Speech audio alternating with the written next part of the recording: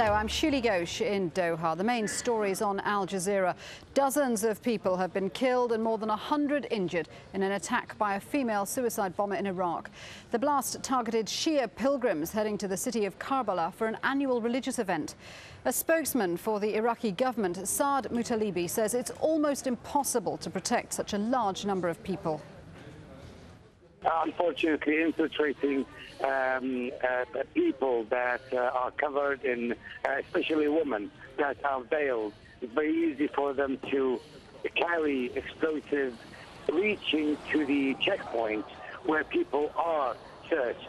The lady, the criminal suicide bomber, walked into the searching area where there were the most people gathered and exploded herself there. The problem is that the Americans have released a number of prisoners from their prisons, from their holdings, and directly into society without allowing the Iraqi government to take hold of those people and do further interrogation, further checking to the validity of their innocence. 2 senior Israeli army officers have been reprimanded for shelling a populated area during the Gaza war. Jackie Rowland reports.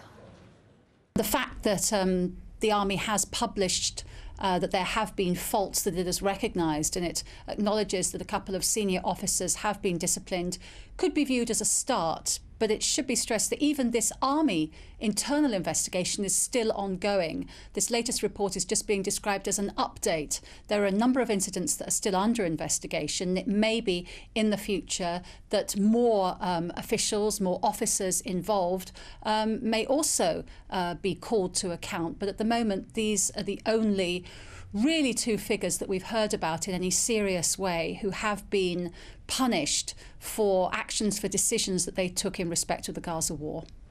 Royal Dutch Shell says it's had to cut output in Nigeria after a pipeline was damaged by fighters. Saturday's attack came a day after the country's main rebel group called off a ceasefire. The Movement for the Emancipation of the Niger Delta, or MEND, says it didn't carry out the attack, but that it was carried out by one of the factions it endorses. And there have been celebrations on both sides of the border between Egypt and Gaza after the Egyptian national football team beat Ghana 1-0. It's Egypt's 3rd Africa Cup of Nations title in a row. And you can find the latest on that and all our other stories at aljazeera.net/English.